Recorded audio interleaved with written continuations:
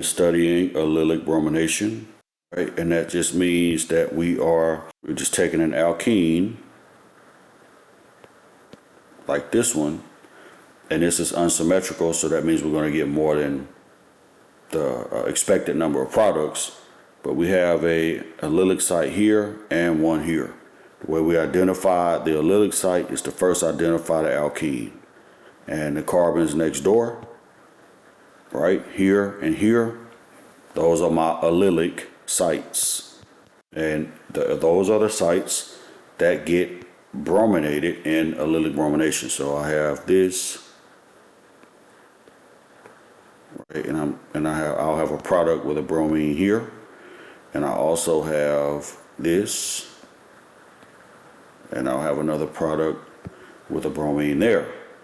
And then we've already talked about the fact that the allylic bromination happens through a radical process, initiation, propagation, and termination. And because of that, the radicals that you generate in propagation can rearrange through resonance. So let's talk about that. But I want to work through an example, and the example is here, right? So this question asks, it says for us to complete the allylic bromination problem below, right? So there's a bunch of questions here, and we're going to go through each one of them. First question asks how many allylic sites are present, and if we zoom in on this, we can see that first of all, let's identify where the alkene is. That's here. And then on that double bond, there are two allylic sites, one here and one here. Both of those carbons are adjacent to the double bond. So when it asks the question, how many allylic sites are present, we can say that there are two sites, right? And then the next question asks how many products are possible. So if you have two sites, you're going to get two products. However, knowing what we know about the mechanism, each one of those radicals that we form on each one of those sites, so you're going to have two allylic radicals. Each one of those radicals can do resonance. So if I have two allylic sites, the way I predict the number of products is to simply multiply the number of allylic sites by 2. So if I have two sites, that's going to be 2 times 2, which is 4, right? Because each allylic radical means that I can do resonance, and if I can do resonance on the radical, that's going to give me a new radical. So in propagation, I'll have a total of 4 radicals, and you'll see this when we get to the mechanism. I'll have a total of 4 radicals that I can actually terminate, right? Because remember, it's initiation, propagation, and termination. All right, so the next set of questions we're going to actually do through the mechanism, because it asks us here to propose a mechanism, which we're going to do, draw every possible resonance structure for the intermediates formed in propagation, and then draw every possible termination product. So we can do that. And then it asks the final question, which product would you expect to be formed the fastest? And if you watch the video, the fastest formed product comes from the least substituted radical. All right, so the least substituted radical is going to give me my fastest formed product. And when I say least substituted radical, what I'm specifically referring to is the radicals that are formed in propagation that then go on to terminate with a bromine. All right, so now we're going to take this problem here, and we're going to go through the mechanism. All right, so now we got this is our starting material, and we're going to go through the mechanism, and in doing so, we're going to take this start material. And first, in the initiation step, we know what happens there. Initiation. Take MBS.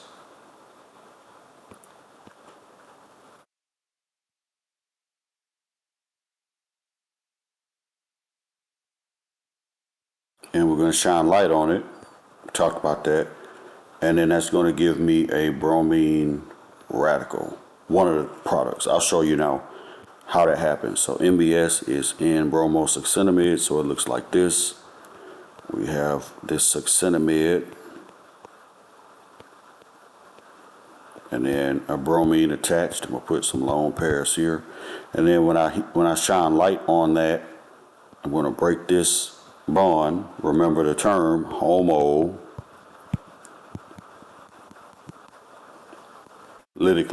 right?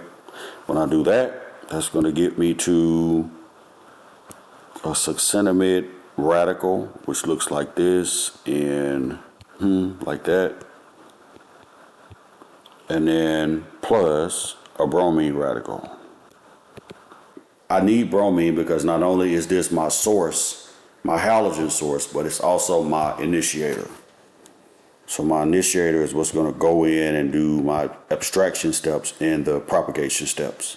And again, this is my source, right? So bromine actually serves a dual purpose. Number one is my initiator, but then number two, when I get ready to terminate, it's also going to provide the bromine necessary for termination, right? A common misconception here is that you may run out of bromine. You'll never run out of bromine. If I use 1 mole of MBS, that's the same as 6.02 times 10 to the 23rd molecules per mole, right? You'll never run out of bromine.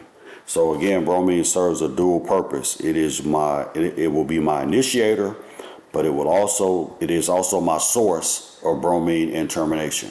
So once I do this initiation step, there are billions of bromine molecules floating around the solution. So you'll never run out. That'll make sense when we start going through the propagation steps and the termination steps. All right, so now let's look at the propagation steps.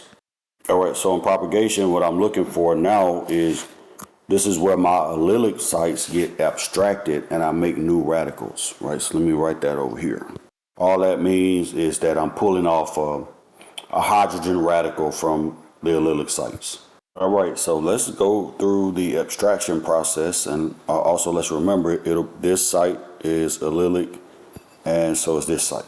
All right, so let's go through that. We're going to start with the one up top, the red hydrogens.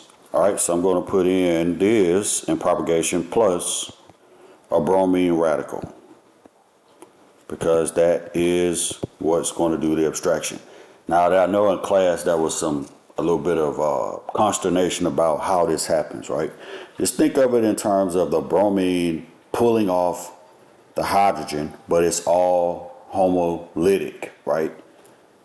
And then the bond formation between bromine and hydrogen is homogenic. So I'm going to draw the arrows in here. So one of these arrows is leaving with hydrogen, the other one here from bromine, to show that those two are coming together.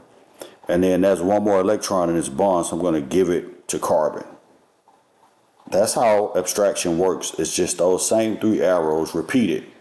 So I break the carbon-hydrogen bond homolytically, and then I make the hydrogen-bromine bond homogenically. This is what happens in abstraction. Nothing else changes. So I'm going to draw this over here. That's my new radical right there. All right.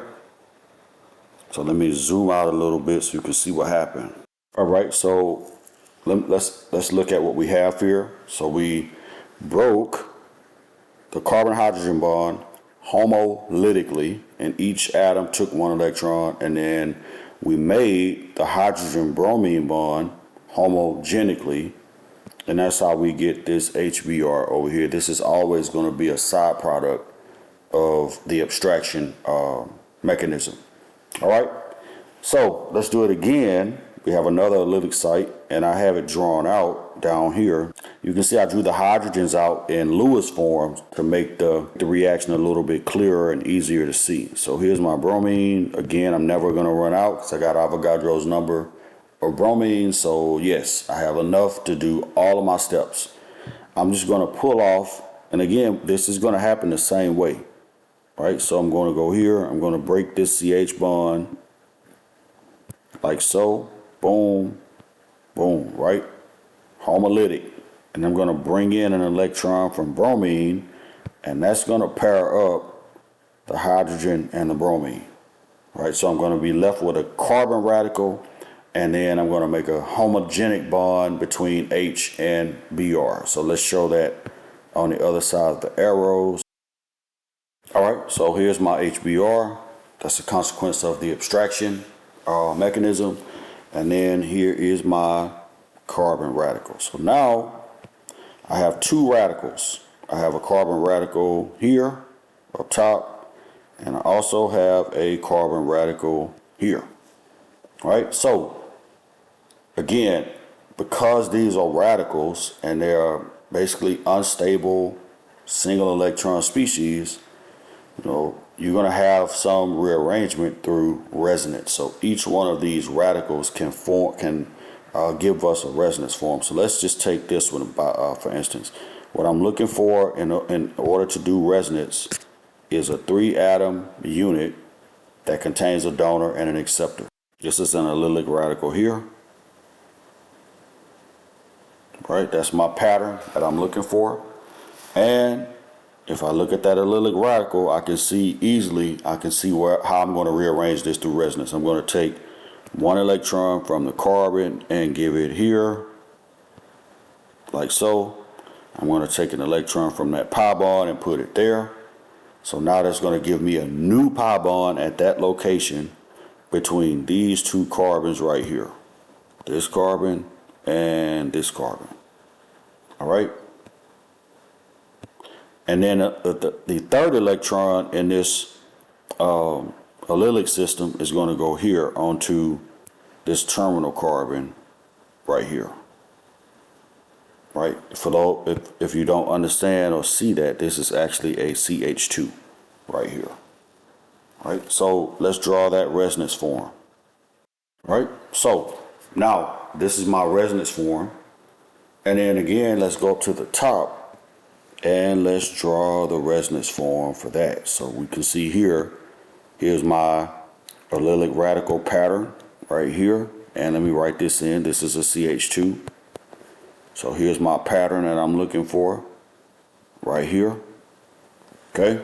And then now I can just do the same thing I did in the previous example. I'm going to take this one electron and put it here between these two atoms. And I'm going to take one electron from the pi bond and put it here. And the other electron I'm going to put onto that terminal carbon. And now I am going to write out the resonance form. So let's look at it. All right, so now I have, and I'm going to zoom out some more so you can see, I have 4 radicals. I have the 2 radicals that I initially made in propagation, and then I also have 2 radicals that I made through resonance. So what I'm going to do now is terminate each one of these radicals with a bromine. All right, so now we are going to look at the termination, which is the final step in the mechanism. All right, so in termination, that's where I combine radicals. All right. Each one of the radicals from the propagation step will get terminated. So now let's look at it. Here we have, I'm going to zoom in on each one of these so you can see it more clearly. Everything in termination is homogenic bond formation. All right, so it's going to be this plus Br dot. And remember, you'll never run out of Br, so don't think about that. Just put it wherever you need it. Right, you'll never run out. So I'm going to draw an arrow from here to here and from here to here. Right? Typically, drawing those arrows like that, where there's a little bit of space between them, where they're meeting up in space, all that means is that I'm going to make a covalent bond between carbon and bromine. Right? So I'm going to have that, and I'll have a product over here. And let me show you what that looks like. All right, so here's my product. Notice the bromine is in the exact same spot where the radical was. That's my product, all right? We're going to do the same thing for the other three radicals. We're going to take a bromine atom or bromine radical and react it with each one of these radicals. So it's going to be this plus Br, and it's going to be the same pattern of electrons. One electron from bromine and one electron from the carbon radical, and that is a homogenic bond formation. So now I'm just going to draw that product.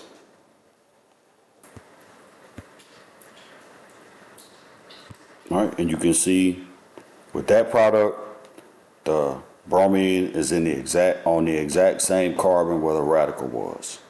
And I have it drawn out in condensed form, but if you want to actually see what that looks like, let me redraw that, and not the whole thing, but I'll redraw it like here in Lewis form. So that's CH, H, Br, and then of course the rest of the chain and everything else behind it, right? So that's the second product. Let's go to the third product. You can see here, same pattern, same thing is going to happen. Right, I have my radical here on this carbon, and I'm going to react that with a bromine radical, like so, and put the same arrows here, here, right? These two arrows coming towards one another mean you're sharing a pair of electrons between those two atoms, and you are creating a covalent bond. So that's that product. You can see, again, the bromine is in the exact same spot where your carbon radical was. So this is what termination is. Radicals pair up to form your allylic bromination products. All right, and then the last one, let's go ahead and do that one quickly. And that's going to be the end of this. So we have here that plus a bromine radical. Keep in mind, you never run out of bromine.